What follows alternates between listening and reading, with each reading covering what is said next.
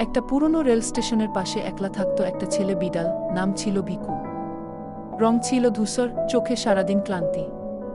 রেললাইনের কাঁটাতারে সে বসে থাকত, ট্রেন যেত, লোক আসত, কেউ তার দিকে ফিরেও তাকাত না। একদিন বিকেলের রোদের মাঝে সে দেখতে পায় এক সাদা রঙের মেয়ে বিড়াল, নাম মোনা।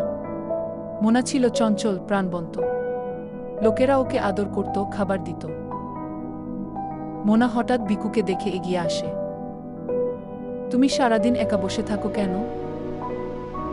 ভিকু চুপ করে থাকে, শুধু বলে, কারো আসার অপেক্ষায় আছি। মোনা রোজ আসতো, ওর সাথে গল্প করত, খাবার শেয়ার করত। ধীরে ধীরে ভিকুর মন আবার হেসে উঠল। সে ভাবল, হয়তো এইবার সত্যিই কেউ আছে যে থেকে যাবে। কিন্তু একদিন ট্রেনটা এল অনেক জোরে। ট্রেন থামল না, আর সেই ভিড়ের মাঝে মোনা হারিয়ে গেল, আর কোনোদিন ফিরে এলো না।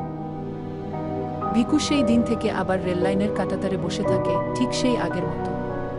লোকেরা ভাবে সে অলস বিড়াল। কেউ জানে না তার হৃদয়ে এখনো শেষ বিকেলের সেই রোদের আলো দাঁড়িয়ে আছে।